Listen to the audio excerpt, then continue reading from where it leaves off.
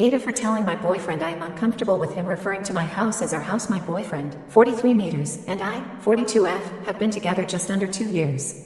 I have 2 children, both elementary age. I share custody with their father. Until recently, I was renting an apartment after I split with my ex-husband.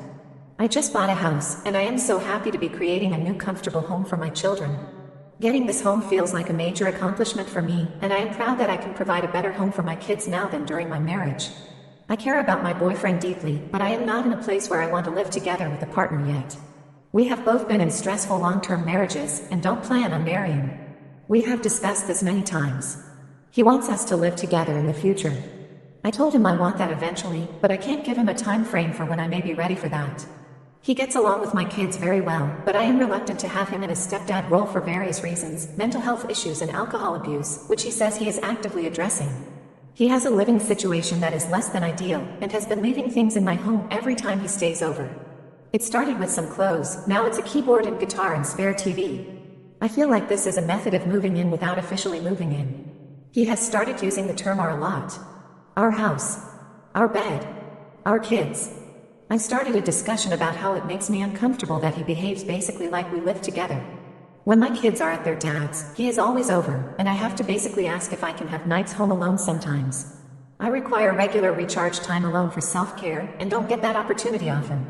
He reacted pretty angrily because he said the terminology ours doesn't matter, because we are 2 adults in a loving relationship. He sees things as ours because he cares and helps out. I see it as him not respecting my boundaries. Am I being selfish and immature because I'm not quite ready to share? Am I overreacting to his use of the word ours? Bet she didn't think I'd call her bluff. So, if you've read my last post about my soon-to-be ex-wife, you know I went on a campaign of petty revenge after discovering she was having an affair. I deleted the affair partner's number from her phone without telling her, forcing her to remain silent because she knew I did it, but couldn't confront me. Glorious. Another bright memory was when she kept trying to lie about her affair and how she was threatening to off herself because she's depressed. I foolishly gave her a chance for the sake of her mental health. So this time, after I finally revealed I knew everything once she dug herself into a hole she couldn't get out of, she once again made the threat. She started grabbing random things, acting frantic, and saying she's just going to off herself. So, I called her bluff. I called the cops, and said she's unwell and he's threatening. Cops arrived, took statements, and because of a previous attempt 2 years before, they found it necessary to take her in. She even resisted, and they said they'd arrest her if she didn't go. I'll never forget the look on her face as she walked out, looked back at me and said, "I hope you're fucking happy." She returned a few hours later and said, "Well, that was a waste of time." She was more defeated and even said, "Listen, I won't do it again, so don't call the cops anymore." Well, lady, don't threaten to off yourself again, and we cool. Few days later, a constable called to check in and even said, after reading everything, I should be commended for how I've handled this, because in his career he's seen this scenario play out 100 different ways, and never this positively. So, what did I get? Cheating ex finally exposed because I played my cards correctly, no more threats, her realizing we were in fact over, and she's now on record, while I'm seen as the model citizen. Okay, that last part was me just fluffing myself. Don't cheat on someone who plans contingencies. I was ready for this after the first time. I don't regret giving her a second chance, but there wasn't going to be a third. Ada for not signing on blank piece of paper to prove my trust in my husband. My husband and I were arguing about paternity testing after reading lots of Reddit stories about it. He said that men should be able to get it without judgment, and I said that women should be trusted in a committed relationship. I told him that if he wants DNA tests, then we should not have kids. He came back to me with a blank page and told me to sign it. I asked him why, and he told me that he wants it. I told him that I will never sign a blank paper ever. He asked me whether I think that he will use it for bad things or ever harm me. I said no, I don't. Then he told me that I should not worry and sign it and trust him. Then he said that he will not ask for DNA tests because he trusts me, but I should also show my trust and sign on the blank paper.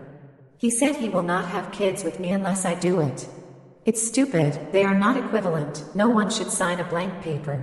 That's the first thing we are taught. He just tell me to trust him and sign it, says he needs to know his wife trusts him completely before he can have children. I can't explain my viewpoint properly, he feels he got me. Am I wrong here? Injured on the job. Something about this feels way off. I work for an extremely large company named after some South American rainforest, and my job is doing various tasks in one of their many sortation centers. Yesterday I pulled my back while stacking pallets and eventually had to stop working. I reported the injury and was walked to the safety center, where they applied heat and had me rest for 20 minutes. While resting, my back got worse, to the point where I could barely even sit down in a chair.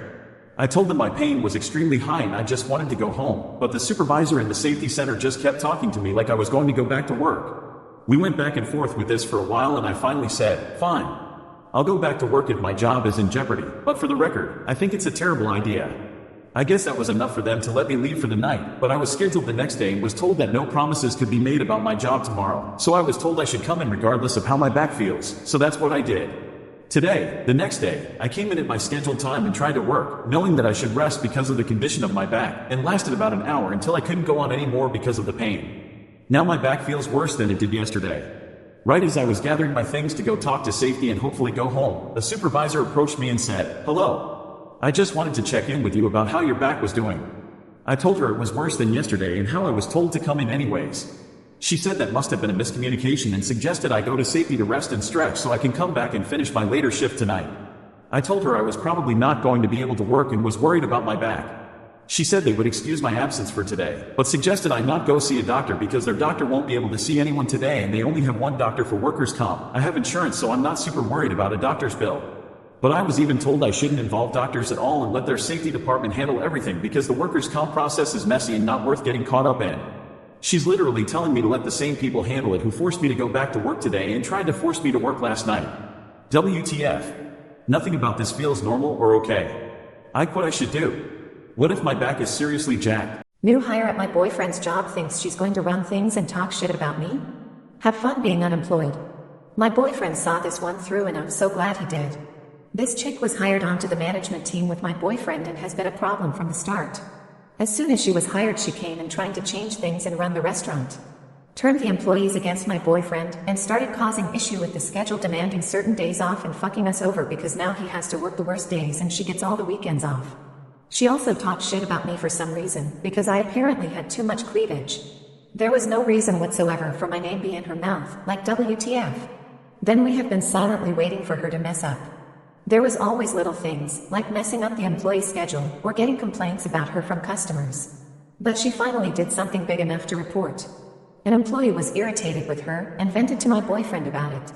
And they spilled all the tea about a night where she demanded money from the servers as a tip for her. She's a salaried manager. She doesn't need tips from employees. And it's probably illegal too. She literally demanded $25 from each of them. Then when they gave her that, she said that wasn't enough and asked for $50 each. The ones who didn't give her the other $25 mysteriously got scheduled less the week after. Seriously messed up. Then, my boyfriend heard from another manager and from the customers themselves at a huge wedding party that she was extremely unprofessional and difficult to work with. The guests complained about her 4 separate times.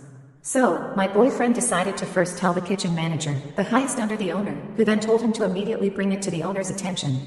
Owner compiled a list of dates and employee names. She's getting fired as soon as she gets back from vacation this Wednesday lol. Ida for posting gym pics in a sports bra? I didn't know how to express this, so please bear with me. My boyfriend, 30N, doesn't like me, 22F, posting gym pictures of myself in a sports bra. My boyfriend was once a big guy several years ago. I didn't know him then, but he was 6 feet 3 inches and was almost 400 pounds. He's lost a lot of weight, so he has skin hanging from his stomach. I am 5 feet 9 inches, weighing 160 pounds. I have the hourglass body figure, and I'm trying to put on some muscle. One day, we were driving to H Mart. I was scrolling through my Instagram page, and he glanced at my phone while driving and asked, "Is that you in your sports bra?" I said, "Yes." "What's wrong with it?" He took the phone from my hand, started looking at it, and said, "So you have over 100 people liking your post?" I said, "Well, yes. It's only for me and other women, though. I enjoy posting my progress on Instagram. It helps women be more confident with their bodies. I want women to be comfortable with themselves. I see other women post themselves like this all the time. They are in a relationship, too. I don't see an issue with it." He then said, "That just gives guys something to look at. You shouldn't post that unless you're getting paid to do it." I sat in the car in silence, not knowing what to say. He eventually told me to delete them. I didn't want to start an argument, so I did what he wanted me to do. He asked later on if I had deleted the pictures. I told him that I did. I didn't talk to him for the rest of the day. I still take pictures in a sports bra, but I don't post them. I don't scroll through my camera roll next to him anymore, because he always looks at my cell phone. I wear baggy clothes to the gym now. Ever since he told me the things he said, I lost confidence in myself. I look at myself differently in the mirror. I never had an issue with anyone about this before. He has been cheated on in the past, and I had been too, but he shouldn't think about his past relationship with me. I think he is very insecure about himself and projecting his insecurities onto me. Auntie here.